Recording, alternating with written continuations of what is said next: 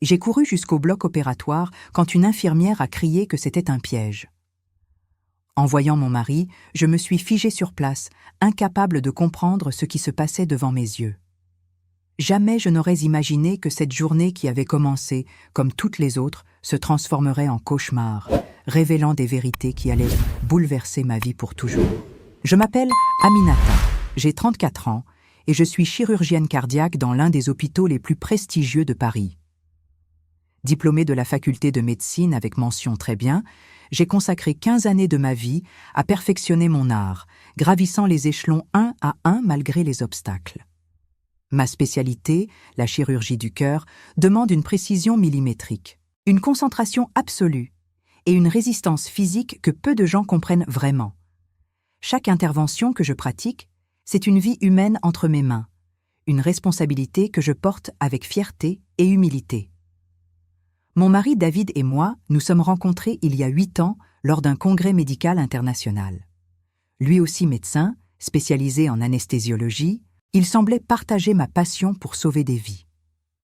Notre relation s'était construite sur cette complicité professionnelle, cette compréhension mutuelle des exigences de notre métier. Nous travaillions d'ailleurs dans le même établissement, lui au service anesthésie, moi en chirurgie cardiaque. Les collègues nous surnommaient affectueusement le couple de l'excellence médicale. Ce matin-là, j'étais programmée pour une intervention particulièrement délicate, un remplacement valvulaire chez un patient de 68 ans. Son cas m'avait occupé l'esprit pendant des jours, j'avais étudié chaque scanner, chaque radio, préparé minutieusement chaque geste. L'intervention était prévue pour 14 heures, et comme d'habitude, j'étais arrivée à l'hôpital dès 7 heures du matin pour réviser une dernière fois le dossier et préparer mon équipe. David avait quitté la maison avant moi, prétextant une réunion matinale au service. Il m'avait embrassée distraitement, comme il le faisait depuis quelques mois, sans vraiment me regarder.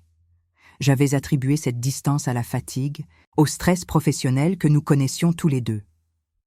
Rétrospectivement, j'aurais dû remarquer ses absences répétées, ses conversations téléphoniques qu'il interrompait dès que j'entrais dans la pièce, sa façon de cacher l'écran de son portable.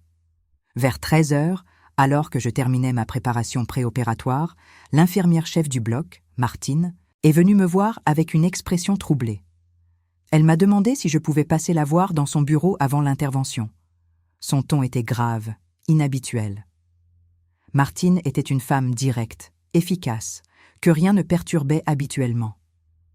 La voir dans cet état m'a immédiatement alertée. En entrant dans son bureau, j'ai trouvé également présent le chef de service, le docteur Moreau, et étonnamment, notre responsable des ressources humaines, Madame Blanchard. L'atmosphère était lourde, tendue. Le docteur Moreau, habituellement bienveillant avec moi, évitait mon regard. Madame Blanchard feuilletait nerveusement un dossier. Martine s'est éclairci la gorge et a commencé à parler d'une voix mal assurée. Elle m'a expliqué qu'ils avaient reçu une plainte anonyme concernant mes pratiques chirurgicales. Quelqu'un prétendait que je falsifiais des comptes rendus d'opération, que je mentais sur le déroulement de certaines interventions pour cacher mes erreurs. Plus grave encore, cette personne affirmait que j'avais causé des complications post-opératoires chez plusieurs patients en dissimulant mes fautes techniques. L'accusation était si précise, si documentée, qu'elle avait déclenché une enquête interne immédiate. Mon sang s'est glacé. 15 ans de carrière irréprochable, des centaines d'interventions réussies, une réputation construite jour après jour. Tout cela remis en question par des accusations anonymes. Le docteur Moreau m'a précisé que l'enquête était obligatoire, que je serais suspendue le temps de l'investigation et que toutes mes interventions prévues étaient annulées immédiatement, y compris celles de l'après-midi. Je me suis défendue avec véhémence, exigeant de connaître l'identité de mon accusateur, demandant à consulter les preuves supposées. Mais le protocole était strict. Enquête confidentielle, suspension immédiate, interdiction d'accès aux blocs opératoires. En quelques minutes, ma vie professionnelle basculait dans l'incertitude la plus totale. Complètement bouleversée, j'ai quitté le bureau pour me diriger vers les vestiaires. J'avais besoin de réfléchir, de comprendre qui pouvait me vouloir du mal à ce point. C'est en passant devant le bloc 3 que j'ai entendu l'infirmière crier cette phrase terrifiante. « Cachez-vous, c'est un piège !» Son ton était affolé, urgent. Mue par un instinct que je ne comprenais pas, j'ai couru vers le bloc opératoire. Si cette histoire vous bouleverse déjà, abonnez-vous à la chaîne parce que ce qui va suivre va vous choquer profondément. En poussant les portes du bloc opératoire, le spectacle qui s'offrait à mes yeux défiait toute logique.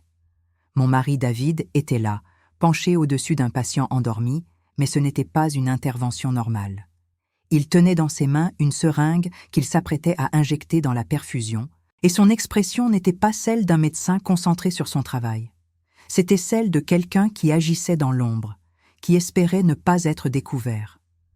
L'infirmière qui avait crié l'alerte, Sylvie, une femme de 50 ans que je connaissais depuis des années, se tenait recroquevillée derrière le chariot d'anesthésie. Son visage était livide, ses mains tremblaient.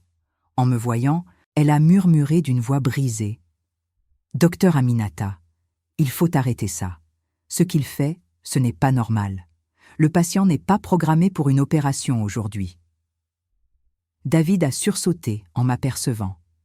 La seringue lui a échappé des mains et s'est brisée sur le sol carrelé, répandant un liquide transparent que je ne parvenais pas à identifier immédiatement. Son visage est passé par une gamme d'émotions que je n'oublierai jamais. La surprise, la peur, puis une colère froide que je ne lui avais jamais vue auparavant. Le patient sur la table était un homme d'une 60aine d'années, profondément endormi. En m'approchant, j'ai reconnu M. Dubois, un patient que j'avais opéré avec succès 3 mois plus tôt pour un pontage coronarien. Sa récupération avait été exemplaire. Il n'avait aucune raison médicale de se trouver sur cette table. Pourtant, son dossier médical était ouvert à côté de lui et je pouvais voir que quelqu'un y avait ajouté des notes manuscrites récentes, des observations qui ne correspondaient pas à son état réel.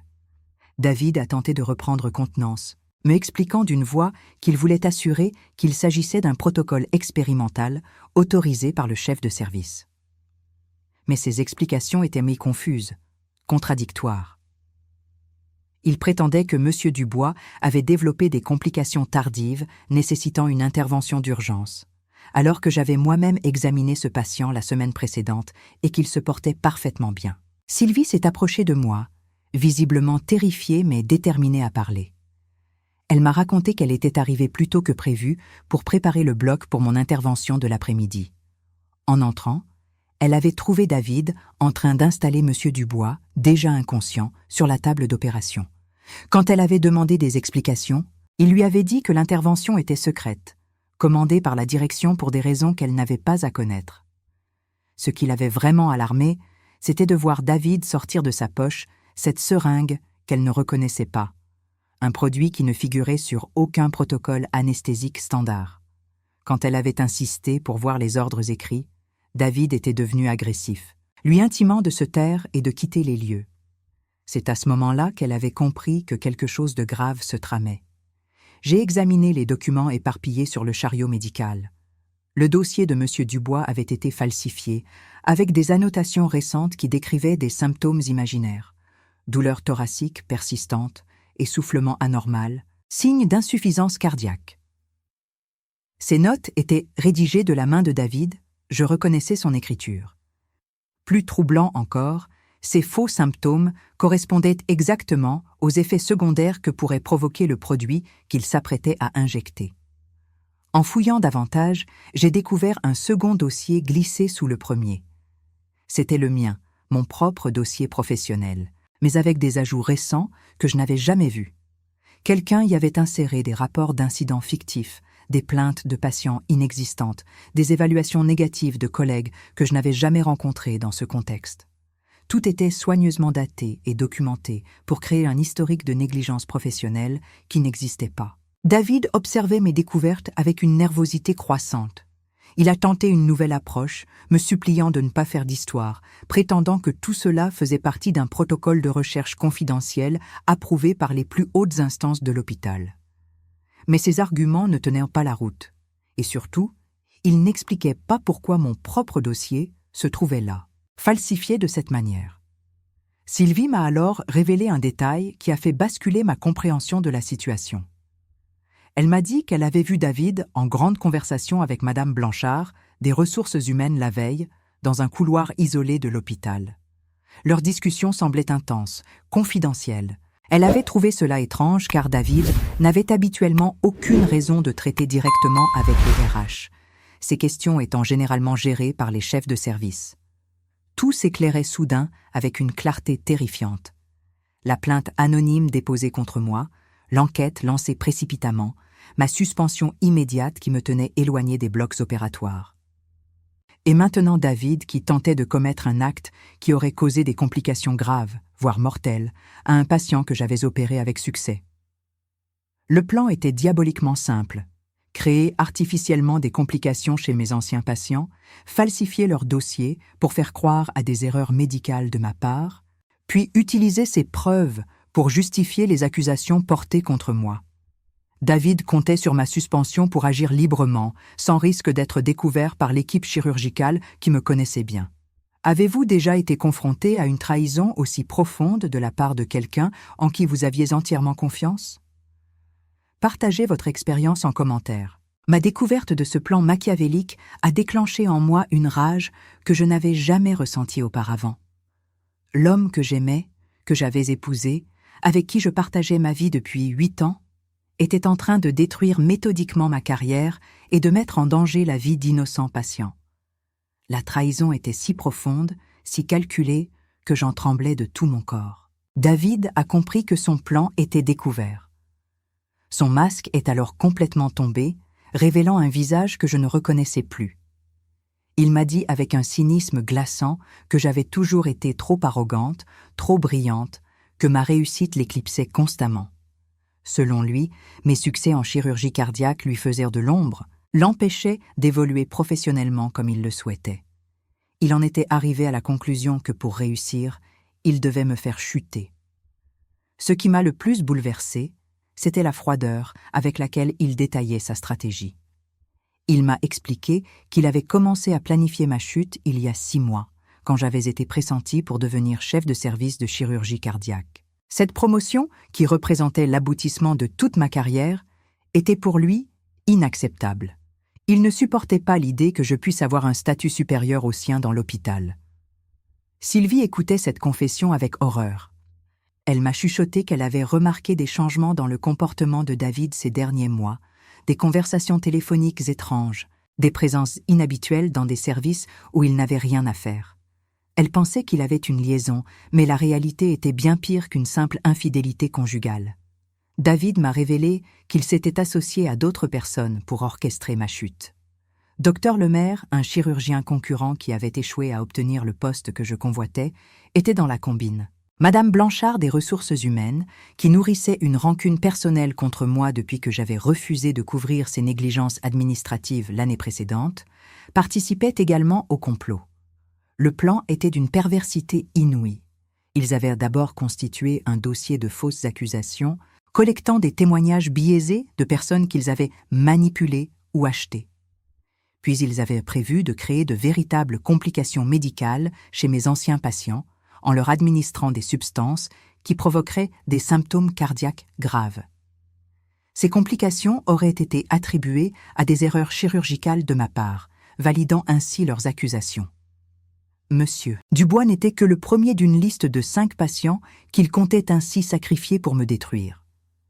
David avait accès à leur dossier grâce à sa position au service anesthésie et il connaissait parfaitement leurs antécédents médicaux pour simuler des complications crédibles. Le produit qu'il s'apprêtait à injecter était un dérivé de digital qui, à forte dose, provoque des arythmies cardiaques potentiellement mortelles.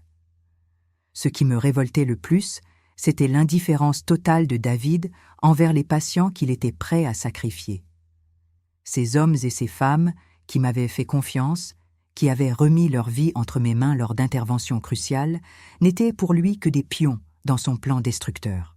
Monsieur Dubois avait des petits-enfants qui l'adoraient, une femme qui l'attendait à la maison en croyant qu'il était venu pour un simple contrôle. Sylvie m'a alors appris un détail qui a achevé de me convaincre de l'étendue de cette conspiration. Elle avait vu Dr Lemaire rôder plusieurs fois près du service de cardiologie ces dernières semaines, consultant des dossiers de patients qu'il n'avait pas à traiter. Quand elle avait posé des questions, on lui avait dit qu'il menait une étude statistique autorisée par la direction. J'ai réalisé que David avait probablement aussi saboté ma relation avec certains collègues, répandant des rumeurs sur mon compte, créant un climat de méfiance autour de moi. Quelques incidents récents prenaient maintenant tout leur sens. Des invitations à des réunions importantes qui ne m'étaient pas parvenues, des discussions qui s'interrompaient quand j'entrais dans une pièce, des regards fuyants de collègues habituellement chaleureux. La manipulation était si sophistiquée qu'elle avait même infiltré ma vie privée. David recueillait mes confidences sur mes doutes professionnels, mes inquiétudes face à certaines interventions complexes, puis il déformait ces moments de vulnérabilité pour alimenter ses accusations. Il utilisait notre intimité conjugale comme une arme contre moi. Face à M. Dubois inconscient sur cette table, j'ai pris la mesure de ce que représentait vraiment cette trahison. Ce n'était pas seulement ma carrière qui était en jeu, mais la vie de personnes innocentes et la confiance de tous les patients qui pourraient un jour avoir besoin de mes soins. Si le plan de David avait réussi, combien d'autres chirurgiens compétents auraient pu être détruits par des méthodes similaires?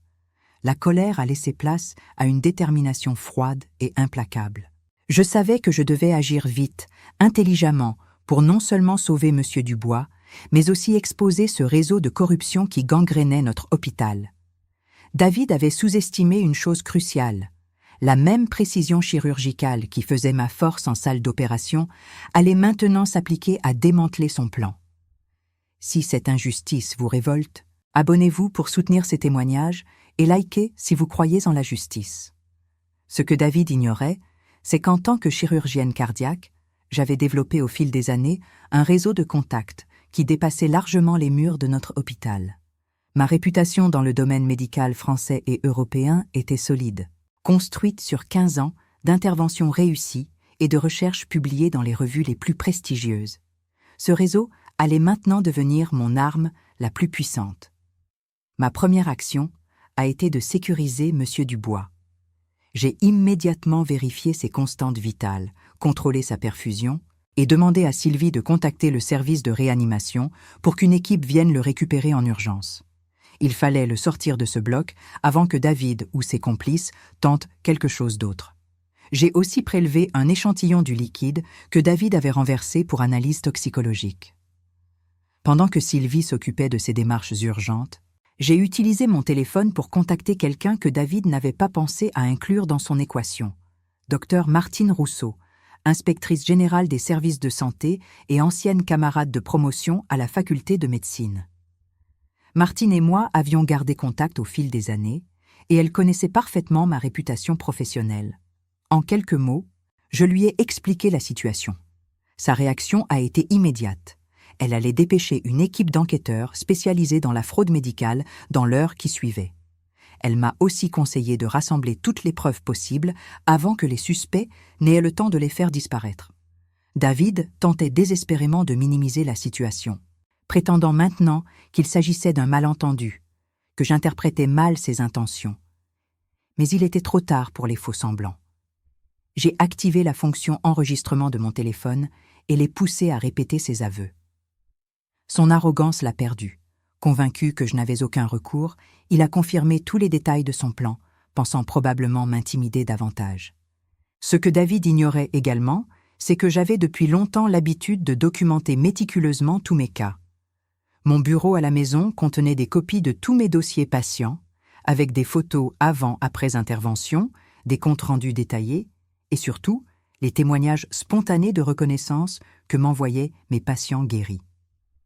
Monsieur Dubois lui-même m'avait écrit une lettre émouvante 3 semaines plus tôt pour me remercier et me donner de ses nouvelles, lettre dans laquelle il précisait qu'il se portait parfaitement bien. J'ai appelé ma sœur Khadija, avocate spécialisée en droit médical, pour qu'elle se rende immédiatement à mon domicile et sécurise tous ces documents avant que David n'ait l'idée de les faire disparaître. Khadija était une femme redoutable au barreau. Elle saurait exactement quoi faire pour constituer un dossier de défense solide.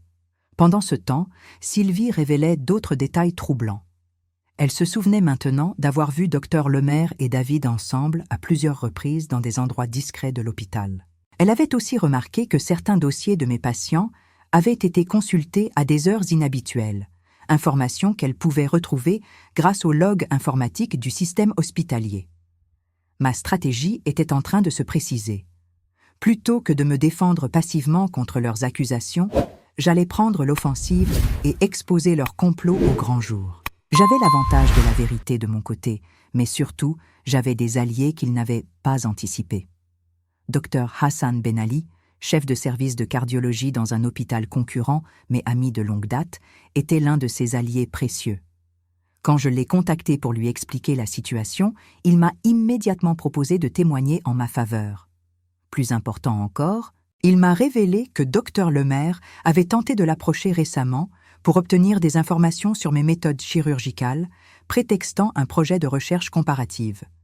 J'ai aussi pensé à contacter professeur Diallo, mon ancien directeur de thèse et figure respectée de la chirurgie cardiaque française. Il dirigeait maintenant l'Académie nationale de médecine et avait un poids considérable dans les instances décisionnelles du milieu médical. Son soutien pourrait s'avérer décisif si l'affaire prenait une ampleur nationale. Ce qui me donnait le plus confiance, c'était de réaliser que mes années de travail acharné, de formation continue, de participation à des congrès internationaux, avaient créé autour de moi un écosystème de respect professionnel que David ne pouvait pas détruire du jour au lendemain.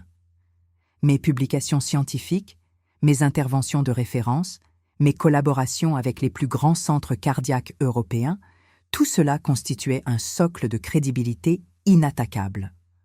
Pendant que David commençait à réaliser l'ampleur de son erreur de calcul, j'ai reçu un appel de Dr Rousseau. L'équipe d'enquêteurs était en route, mais elle avait déjà commencé ses vérifications préliminaires. Les logs informatiques montraient effectivement des accès inhabituels au dossier de mes patients. Des modifications tardives qui coïncidaient exactement avec les dates des rencontres entre David et ses complices.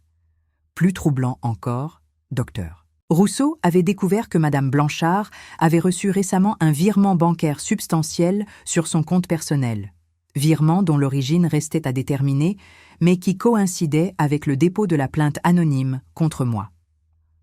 L'enquête prenait une dimension de corruption financière qui dépassait largement le cadre de la simple jalousie professionnelle. J'ai compris que David et ses complices avaient sous-estimé la solidité du système médical français quand il s'agit de protéger ses véritables talents. Leur plan reposait sur l'idée que les institutions croiraient aveuglément des accusations bien présentées, mais ils n'avaient pas anticipé la riposte d'un réseau professionnel solide et la puissance des preuves scientifiques. L'arrivée de l'équipe d'enquêteurs de Dr Rousseau a marqué le début de l'effondrement du château de cartes construit par David et ses complices. En moins de 2 heures, toute la conspiration s'est dévoilée avec une précision chirurgicale qui m'a presque fait sourire malgré la gravité de la situation. Dr Rousseau était accompagné de 2 inspecteurs spécialisés en fraude médicale et d'un expert en informatique légale. Leur efficacité était redoutable. En analysant les systèmes informatiques de l'hôpital, ils ont rapidement établi un chronogramme précis de tous les accès aux dossiers patients, révélant un schéma de consultation systématique de mes anciens cas par David, Dr Lemaire et même Madame Blanchard, qui n'avait pourtant aucune raison médicale d'accéder à ces informations. L'expert en toxicologie a analysé le liquide renversé par David et confirmé mes soupçons. Il s'agissait bien d'un dérivé de digital concentré, dosé pour provoquer des arythmies cardiaques sévères qui auraient pu être fatales à M. Dubois.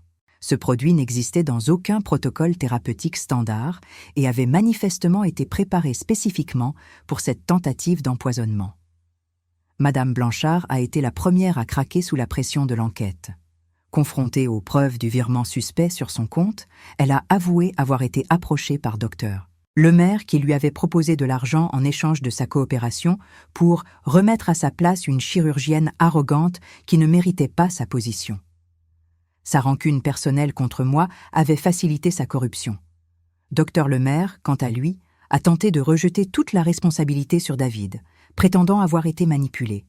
Mais les preuves étaient accablantes. Des messages échangés entre eux, détaillant chaque étape du plan, des rendez-vous secrets dans des cafés éloignés de l'hôpital, et surtout la commande du produit toxique qu'il avait passé auprès d'un laboratoire véreux en utilisant de faux documents médicaux.